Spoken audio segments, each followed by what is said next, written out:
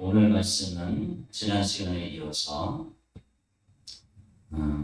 이제 네 번째 대접재앙, 네, 다섯, 여섯, 일곱 대접 이렇게 생각해 보겠습니다. 이 대접재앙을 이렇게 볼 때, 그러니까 이 대접재앙은 인, 낙팔, 대접 각각 7개씩 이렇게 있을 때 재앙이 뭡니까? 재앙은 하나님의 심판이거든요. 하나님의 심판인데 하나님이 왜 심판을 내리실까? 하나님은 거룩하신 분, 아주 거룩하신 분, 우리가 증명할 수 없는 분, 우리가 그분 앞에 감히 설 수 없는 분, 그렇게 거룩하신 분인데 그 거룩하신 분 앞에 뭐 때문에 설 수 없냐? 죄 때문이다. 죄는 뭐냐? 죄는 더러운 것이다. 죄는 더럽고 하나님과 함께 할 수 없는 것이다. 하나님은 점도 없고 흠도 없고 티도 없는 그런 사람들을 원한다. 하나님은 온전한 사람을 원한다는 겁니다. 하나님과 함께 거하려면 저 영원한 하나님 나라 거기에 거하려면 죄를 갖고는 도저히 갈 수가 없습니다. 이 죄 갖고는 도저히 갈 수가 없어요. 함께 할 수가 없습니다. 예전에 구약시대 때 제사를 지낼 때 나답과 아비후가 제사 지내다가 현장에서 그냥 즉사를 해버렸잖아요. 다른 불을 들이다가 하나님이 명하시지 않은 다른 불을 들이다가 여호와께로부터 불이 나와서 그냥 즉사를 해버렸습니다. 그냥 죽어버렸어요. 얼마나 안타까운 일입니까? 어떻게 보면 우리가 볼 때는 그냥 그런가 보다 하지만 하나님의 명령을 조금 어긴 거잖아요. 조금 어겼어요. 하나님이 명하시지 않는 다른 걸. 그게 무슨 큰 죄라고 사람을 저렇게 심판을 내리실까? 또 선악을 알게 하는 나무의 열매, 선악과 우리가 볼 때는 그게 무슨 큰 죄일까? 객관적으로 이렇게 생각을 해보면 나무 열매 하나 먹은 게 그게 지옥을 갖고 온 거예요. 온 인류에게 저주를 갖고 왔습니다. 하나님의 심판을 갖고 왔어요. 사망이 왔습니다. 그게 뭐가 그렇게 큰 죄일까? 우리는 분명하게 아무리 작은 죄를 할지라도 하나님과는 함께할 수가 없다는 겁니다. 우리가 그것을 인식을 하고 살아야 됩니다. 제가 늘 말씀드리지만 어떤 분들 교회 다니면서 이런 생각을 하는 사람들이 많아요. 뭐냐면 작은 죄 없이 사는 사람이 누가 있어? 죄 없는 사람이 누가 있어? 이렇게 생각하는 사람들이 많이 있어요. 그러면서 죄를 합리화를 시킵니다. 그게 뭐냐? 그게 막이 없습니다. 막이 없어요. 털끝만한 죄, 작은만한 죄. 이거는 하나님이 뭐 다 이해해 주시겠지. 이렇게 하고 넘어갑니다. 죄를 그냥 쌓아놓습니다. 죄 문제를 해결하지 않아요. 그러면 어떻게 되냐? 그러면 망하는 겁니다. 이 대접재앙을 이렇게 보면서 하나님은 우리 인간에게 죄는 어디로부터 왔느냐? 그 출발점은 바로 마귀다, 사탄이다. 하나님을 대적하는 것. 누구로부터 왔느냐? 바로 사탄 마귀다. 죄는 마귀 편이에요. 큰 죄든 작은 죄든 마귀 편입니다. 천국에 가면은 하나님과 더불어서 살아야 해요. 근데 마귀 편에 있는 자가 하나님과 더불어서 영원한 천국에 살 수 있느냐? 용납이 안 된다는 겁니다. 죄는 용납이 안 돼요.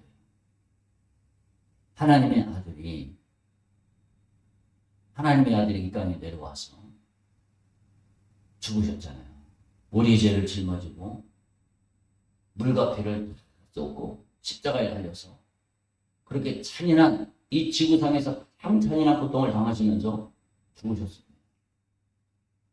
가만히 보면은 아니 뭐 잘못도 한 것이 없는데 자기 잘못이 하나도 없습니다. 자기 잘못이 없어요. 남의 죄를 그냥 짊어진 것 뿐입니다. 짊어진 거예요.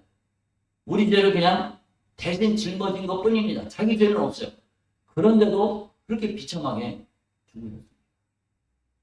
자기 죄는 털 것만큼도 없어. 근데 남의 죄를 짊어지는 것 때문에 그렇게 비참하게 죽었다. 이것이 바로 공의의 하나님이십니다. 죄를 털 것만큼도 용납하지 않으시는 하나님의 성품. 그게 영적인 원리입니다. 하나님의 아들이 이 땅에 내려오신 것은 마귀의 일을 멸하려 하십니다. 마귀의 일이 뭡니까? 마귀의 일이 바로 죄 짓는 겁니다. 이 죄 짓는 그 인간이 결국이 뭐냐? 결론이 뭐냐? 결론이 바로 재앙이라는 거예요. 요한계시록은 그것을 가르쳐주고 있습니다. 죄 가운데 거한 인생들, 하나님을 떠난 인생들, 마귀 편에 선 자들의 결론이 무엇이냐? 이거를 보여주고 있습니다. 하나님을 떠난 자의 결론은 얼마나 비참합니까? 10절에 보면 어두워지며 사람들이 아파서 자기 혀를 깨물고 아픈 것과 종기로 말미암아 하늘의 하나님을 비방하고 얼마나 아프면은 얼마나 고통스러우면은 혀를 왜 깨물습니까? 죽으려고 깨무는 거예요. 죽으려고. 난 도저히 아파서 견딜 수가 없다. 견딜 수가 없어서 나는 이제 죽겠다. 그게 자기 혀를 깨무는 겁니다. 그 정도의 고통이 임하는 겁니다. 본문은 하나님을 저버린 사람들의 이 결국 결론을 보여주고 있습니다. 이것을 보여준 것은 왜 그렇습니까? 우리 인간은 죄의 문제를 해결할 방법이 없습니다. 할 것만한 죄라도 해결할 방법이 없어요.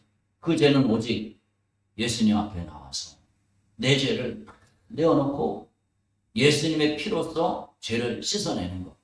우리 아까 좀 전에 찬양을 부른 것처럼 불로써 이 돌과 흙까지 태워버렸잖아요. 엘리야가 기도할 때 돌과 흙까지 태워버렸습니다. 구약시대에 제사 지낼 때 번제가 있습니다. 번제는 온전히 그냥 싹 태우는 겁니다. 짐승의 각을 뜨고 온전히 싹 태워서 완전히 불살라서 없애는 겁니다. 그게 뭡니까?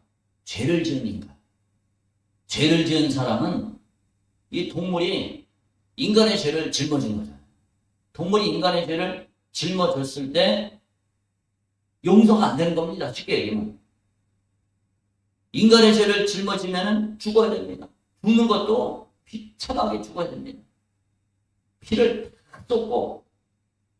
다 쏟고 완전히 다 잘라지고 각을 떠서 불에 흘려서 그렇게 죽는 겁니다. 그러니까 어떻게 보면은 표현이 좀 그렇지만은 2번 죽는 거라고 볼 수 있어요. 왜 부관참시라고 있잖아요. 우리나라 이런 걸 보면은 부관참시가 뭐냐? 진짜 아주 못된 사람, 역적 이런 사람이 죽었을 때는 이미 죽은 거잖아요. 근데 죽은 사람 시신을 무덤에서 끄집어내갖고 그걸 다시 뭐 불살르든지 다시 시신을 훼손을 합니다. 그러니까 2번 죽는 거잖아요. 얼마나 모욕적이에요. 짐승이 우리의 죄를 짊어지고 죽어. 각을 뜨고 피를 쏟고 다 죽어. 죽는 것뿐만이 아니라 아예 그냥 한 번 더 죽여. 불로 그냥 살라서 그냥 채만 남기게 그렇게 해. 이게 뭡니까? 아주 비참하게 죽는다는 거야. 비참하게. 죄가 그렇게 무섭다는 것을 보여주고 있습니다. 그리고 죄를 해결하는 거는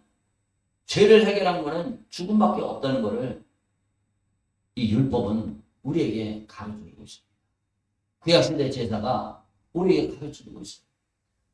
죄를 해결하는 것은 내 죄를 해결하는 것은 죽음밖에 없다. 그걸 가르쳐주고 비참한 죽음밖에 없다는 것을 가르쳐주고 그거를 해결하는 것은 내 죄 대신에 다른 사람이, 다른 존재가 죽어야 됨을 가르쳐주고 있어요. 그게 바로 예수 그리스도라는 거예요. 예수 그리스도께 오면은 어떤 죄를 지어도 짓는다 할지라도 주님이 용서해 주시고 씻어내 주신다는 겁니다.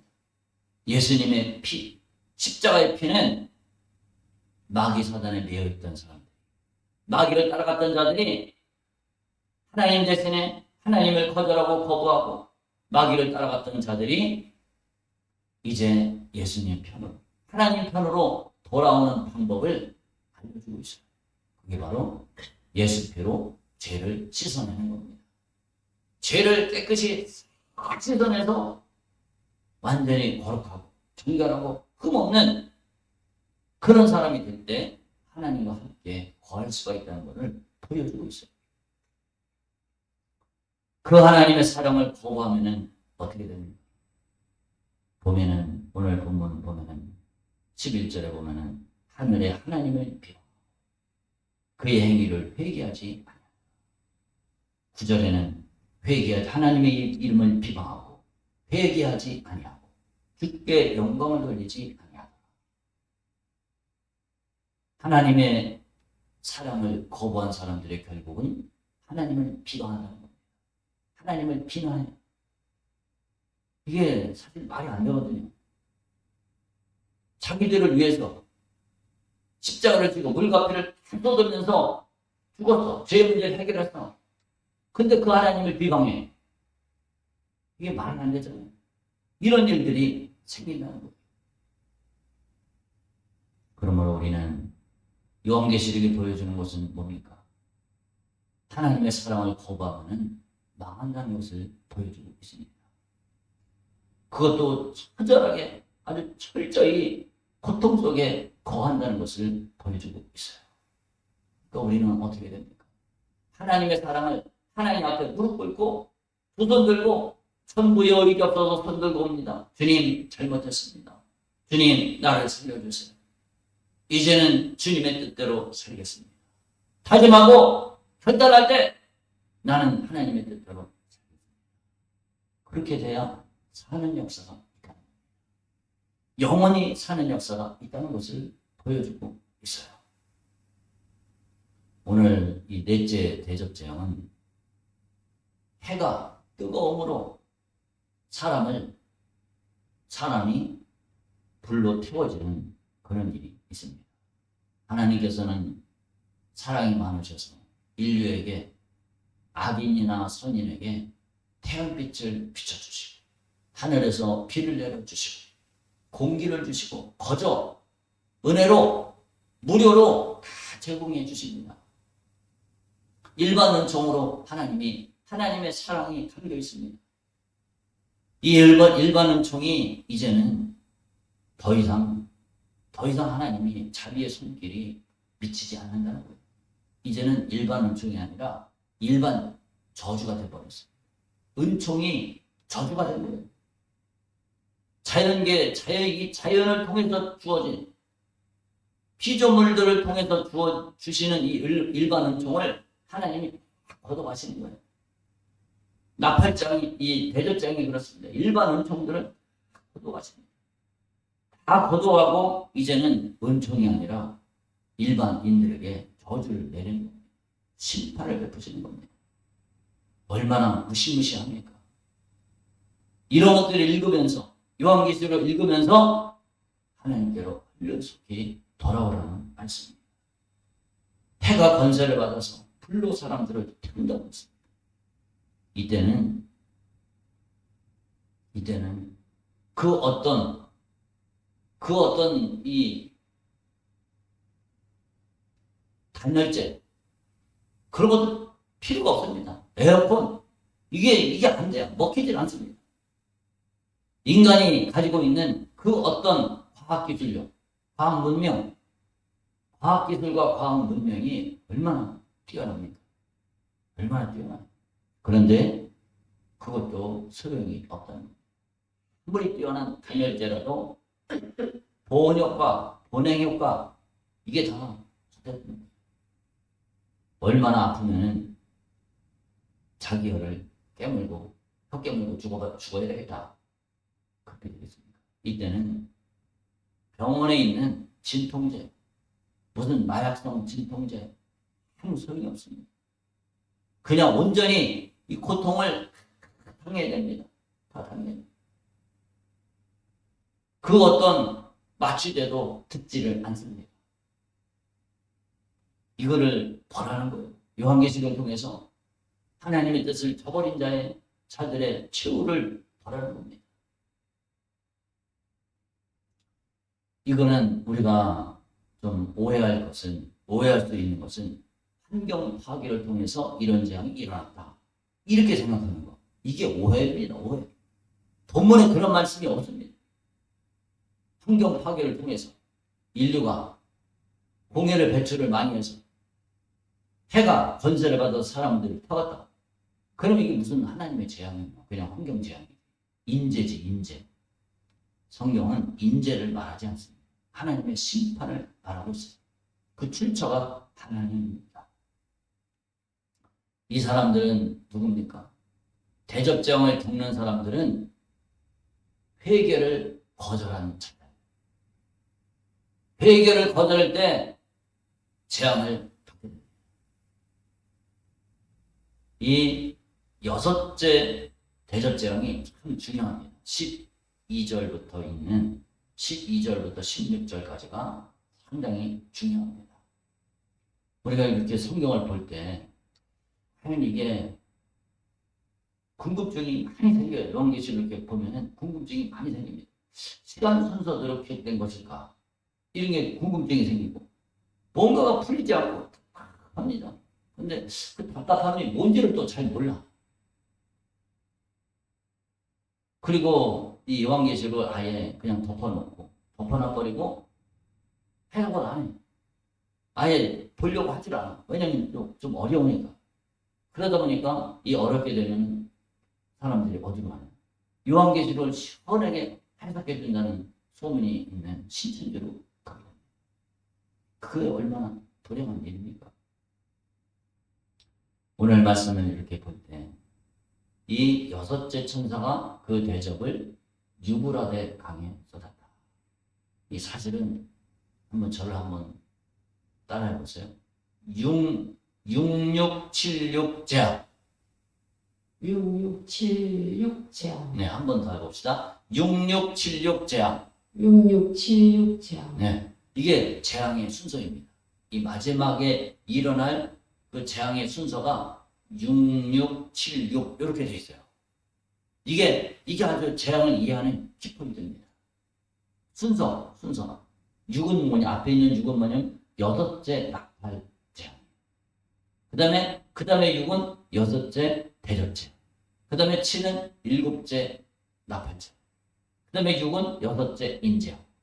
요렇게 돼 있어요. 이렇게 이 세트가 이렇게 딱 해놓고 성경을 보면은 보입니다. 이 순서가 보여요. 12절부터 있는 이 여섯째 대접 재앙을 이렇게 볼 때 이해하기가 어렵습니다. 뭐가 어렵냐면 15절에 내가 도둑같이 오리니 누구든지 깨어 자기 옷을 지켜 벌거벗고 다니지 아니하며 자기의 부끄러움을 보이지 아니하는 자는 복이 있다. 아니 도대체 이게 무슨 말이냐? 일곱째 나팔장이 울렸어. 일곱째 나팔장이 울렸으면 예수님이 오신 거 아니에요? 일곱째 나팔장인데 예수님이 오신다고 했으니까. 근데 여기는 아직 안 온 거야. 헷갈려요. 이 도대체 어떻게 된 거야? 사실은 이 여섯째 대접재앙은 이전 사건입니다. 일곱째 나팔 재앙이 울리기 전에 사건입니다. 그렇게 이해를 하면은 이해가 딱 됩니다. 이해가 돼요. 여섯째 나팔 재앙이 뭡니까? 인류의 3분의 1이 죽는 거예요. 전 인류의 3분의 1이 마치 애굽의 장자들이 한 가정에 한 사람씩 죽어나왔잖아요. 그런 것처럼 인류의 3분의 1이 죽습니다. 인류의 3분의 1이 죽으니까 가만히 있습니까? 처음에는 당황하고 가만히 있었죠.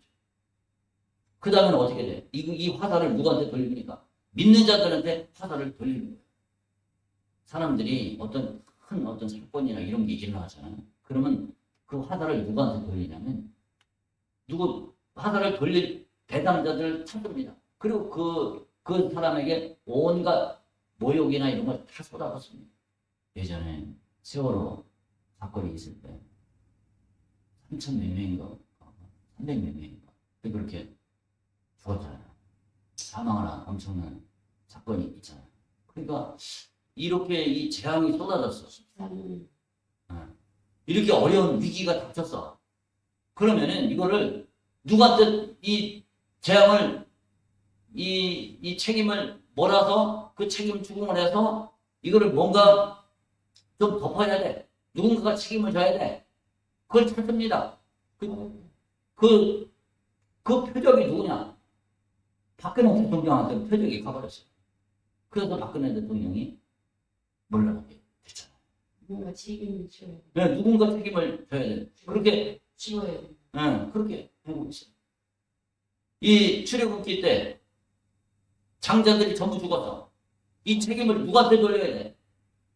저놈들 때문에 그래, 저놈들. 이스라엘 백성들, 저 하나님을 믿는 저놈들 때문에 그래. 저놈들을 죽여야 되겠어. 예민한 사람들 듣고시는. 그래서 이스라엘 백성들을 잡아 죽이려고 쫓아오잖아. 여기도 똑같습니다. 6째 납할 때 각 집마다 한 사람씩 죽을 거라고 저는 생각을 해요. 인류의 3분의 1이 죽는 거니까. 각 집마다 한 사람씩 죽었어. 얼마나 슬픔과 통곡이 이 지구상에 가득하겠어요. 그러니까 이게 누구 때문에 그래? 책임을 이제 누가 책임질 사람을 찾는 거야. 저 재수 없는 저 믿는 놈들 때문에 저놈들 때문에 그랬어. 이렇게 되는 거예요. 네, 그러니까 온 천하 왕들에게 가서 전능하신 이의 큰 날에 있을 전쟁을 위해서 그들을 다 모으는 겁니다. 마치 애굽 전 군인이 다 총출동해서 하나님의 백성을 죽이려고 쫓아온 것처럼 공산주의. 네, 이 지구상에 있는 온 군대가 다 총출동이 돼서 이제 믿는 자들을 대적하기 위해서 이게 오는 거예요. 막 시작을 하는 겁니다. 그게 어디서부터 시작이 될까? 저는 이 부분을 그러니까 문자적인 표현 유보라 대 강이냐 실제적인 유보라 대 강이냐 실제적인 유보라 대 강이다. 거기서부터 시작이 돼서 전 세계적으로 퍼질 것 같아요. 그렇게 추정을 합니다. 왜 그러냐면 여기는 실제적인 유보라 대 강이잖아. 그리고 온 천하 왕들이니까 전 세계적으로 일어나는 거예요. 실제적인 유브라데 강을 비롯해서 유브라데 강이 어디입니까? 이스라엘 땅하고 그 주변 나라하고 북방민족하고 경계선이 유브라데 강이잖아요. 바벨론이나 그쪽 페르시아 이쪽하고 경계선이 유브라데 강입니다. 이스라엘이 위기에 닥쳤을 때 하나님 백성들을 하나님이 심판할 때 이 적들이 북방민족들이 유브라데 강을 넘어서 하나님의 백성들을 치러 옵니다. 반대로 이제 그 외국인들을 이렇게 할 때 유브라데 강을 건너서 이제 또 가죠. 그 경계선입니다. 어쨌든 확실한 거는 유브라데 강은 경계선이다. 하나님의 백성과 불신자의 세력들 간의 경계선을 뜻한다. 이렇게 오죠. 그럴 때 오러 막 치러 오죠. 6나팔, 6 대접재앙, 그 다음에 76이라고 했잖아요. 6676. 그 다음에 7번째 나팔이 그때 울립니다. 성도들은 어떻게 돼? 뭐 무기가 있어, 뭐가 있어? 아무 힘이 없잖아. 그냥 하나님을 향해서 부르짖는 것밖에 없습니다. 주님, 우리를 살려주세요. 우리를 구원해주세요. 그때 부르짖으면서 기도할 때 그때 이제 예수님과 천사들과 하늘의 군대들 하나님, 성부 하나님이 재림하십니다. 나팔 불 때 재림하시고 성도들은 승천하고 성도들은 휴거돼서 올라가고 그럴 때 66, 요게 7이죠. 그 다음에 667, 6인재앙이 나오는 겁니다. 순서가 그렇게 돼 있어요. 인재앙이 펼쳐질 때 제가 자주 말씀드리지만 어떻게 됩니까? 큰 지진이 나고 해가 검은 털로 짠 상복같이 검어지고 다른 온통 피같이 되고 하늘의 별들이 무화과 나무가 태풍에 흔들려 설리고 열매가 떨어지는 것 같이 땅에 떨어져. 하늘이 두루마리가 말리는 것 같이 떠나. 이러니까 이런 엄청난 완전히 이 천지가 괴력하는 이런 일들이 일어나니까 땅의 임금들, 왕족들, 장군들, 부자들, 강자들 모든 종과 자연이 굴과 산들의 바위 틈에 숨어서 우리 위에 떨어져 보좌에 앉으시니 얼굴에서와 그 어린 양의 진노에서 우리를 가리라. 하나님이 이제 하나님을 보는 거예요. 눈이 열려서 하나님을 보는 겁니다. 성부 하나님을 보죠. 성자 예수님을 보죠. 또 천군 천사들을 보는 거예요. 우리를 가리라. 큰일 났다. 진노의 큰 날이 이르렀으니 누가 능히 서리요. 예수 믿는 사람들을 잡아 죽이려고 하다가 이제 자기들이 위기에 처한 것을 그때 아는 거예요. 그때 알았어. 그때 알았어. 이제 우리는 끝장이다. 그때 알았어. 그럴 때 전쟁이 일어나는 것이 어디냐? 바로 19장에 전쟁이 일어나서 예수님이 만왕의 왕이요 만주의 주세신 예수님이 백마를 타고 옵니다. 그 눈이 불꽃 같고 그 머리에 많은 관들이 있고 뿌린 옷을 입고 하늘에 군대들이 있고 그 입에서 예리한 검이 나오고 그것으로 만국을 치겠다.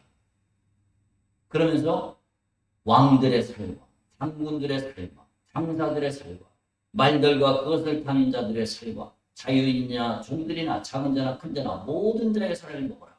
그리고 여기 나오는 요게 금방 읽어드린 8째 인재한 때 나온 인물들이 여기 그대로 나와요. 왕, 장군 이런 사람들이 그대로 나옵니다. 그러면서 이제 이 세상이 이렇게 심판이 되는 겁니다. 그리고 그 적들이 다 물리치고 나서 적들이 다 죽고 나서 그들은 공중의 새들의 먹이가 되는 거죠. 들짐승의 먹이가 됩니다. 그 다음에 바로 이제 7가지 대접재앙이 쏟아지는 겁니다. 첫째 대접재앙이 쏟아지고 이 땅에 둘째 대접재앙이 쏟아지고 이렇게 쫙쫙쫙 대접재앙들이 쏟아지게 됩니다. 이 유브라 대강을 어떤 분들은 여기 나오는 이 6째 천사의 대접재앙을 세계 3차 대전이다. 혹은 핵전쟁이다. 이렇게 표현하는데 그러지 않습니다. 왜 그러지 않냐면 순서가 이대로 이렇게 전해진다고 그랬을 때 벌써 사람들이 이 재앙 때문에 너무 아파갖고 자기 혀를 깨물고 얼른 죽었으면 할 정도인데 전쟁을 일으킬 기력이나 있겠어요? 그런 정신이 있겠습니까? 전쟁을 일으킬 만한 상황이 아니에요. 전쟁을 일으키더라도 몸이 통해야지 무슨 전쟁을 일으킬 거 아니에요. 그러니까 그런 상황이 세계 3차 대전이나 핵전쟁이나 이게 아니라는 겁니다. 3차 대전이나 핵전쟁은 사람들이 일으키는 거죠. 근데 여기는 사람들이 일으키는 게 아니라 하나님의 심판이라는 거죠. 우리는 종말의 때에 주님이 반드시 역사하신다는 거예요. 우리 본문 말씀, 우리 시편 말씀 같이 한번 읽어보겠습니다. 앞에 같이 읽읍시다. 여호와의 천사가 주를 경외하는 자를 불러 지치고 그들을 건지시는도다. 아멘. 이게 그대로 펼쳐진다는 거예요. 이런 역사가 시편 34편 7절 이런 말씀들이 펼쳐집니다. 계시록 3장 3절 같이 읽읍시다. 회개하라. 만일 읽게 아니하면 내가 도둑같이 이르리 어느 때 내게 이르는지 내가 알지 못하리라. 아멘. 여기도 같잖아요. 회개하라. 내가 도둑같이 오겠다. 여기 말씀이 같잖아요. 계시록 3장 3절하고 오늘 15절 말씀하고 같습니다. 그러니까 이 사건은 재림 직전의 사건이라는 거예요. 참 불행한 일이 있습니다. 뭐가 불행하냐? 이 사람들 주님의 재림하는 모습을 보고 통곡하는 사람들, 그 중에 하나님 나라를 맛보았던 자들도 많이 있을 것이라는 겁니다. 이건 추측입니다. 예수를 믿되 진실이 믿지 못하고 버림받은 사람들, 깨어있지 못한 사람들, 성령으로 살지 못한 사람들, 그 사람들도 여기에 이제 포함이 되는 거예요. 버림받는 거예요. 휴거되지 못하고 남은 사람들, 주님이 오실 때 휴거되지 못하고 남은 사람들은 여기 있는 이 대접제왕들을 고스란히 네. 우리는 어떻게 됩니까? 깨어있어야 된다. 깨어있어야 되고 뭘로 어떻게 깨어있습니까? 기도로 깨어있고 어떻게 됩니까? 성령으로 살아야 된다는 겁니다. 예수로 살아야 돼요. 벌거벗고 다니지 말아라. 이게 뭡니까? 죄를 짓지 말라는 거죠. 죄를 짓지 말라는 겁니다. 자기 옷을 지키라는 거예요. 의의 옷을 지키라는 겁니다. 예수 그리스도가 우리에게 입혀준 옷, 거룩의 옷, 점도 없고 흠도 없고 책망받을 것이 없고 이런 의의 옷을 그대로 유지하고 있으라는 겁니다. 거룩한 옷으로 입고 있으라는 겁니다. 혹시 우리 옷이 더러워지면 어떻게 합니까? 옷이 혹시 더러워지면 예수 피로 씻어내야 합니다. 예수 피로, 어린 양의 피로써 그 옷이 씻어 희게 되었다. 그랬잖아요. 예수님의 피로, 어린 양의 피로써 우리의 옷을, 우리의 삶을, 우리의 의를 날마다 깨끗이 씻어내서 그래서 하나님과 같이 거하는 영생천국, 생명수 샘물 그곳으로 갈 수 있는 우리 모두가 되시기를 주님의 이름으로 축복합니다. 아멘. 기도하겠습니다. 하나님 아버지의 은혜를 감사합니다. 주님은 다시 오십니다. 성부 하나님이 오시고 성자 예수님이 오시고 천군 천사들 이미 갔던 성도들이 같이 옵니다. 아버지, 요한계시록은 하나님을 대적하는 세력, 주님을 믿지 못하고 하나님의 사랑을 거절한 자들의 마지막을 보여주고 있습니다. 아버지, 죽어되지 못하고 7번째 나팔 때 버림받은 자들은 엄청난 재앙들을 맞게 됩니다. 주님, 우리는 날마다 깨어있어서 내 옷을 지켜서 부끄러움을 보이지 않게 해주시고 성령과 동행하는 우리의 복된 삶이 되게 하여 주옵소서. 예수님 이름으로 기도드렸습니다. 아멘.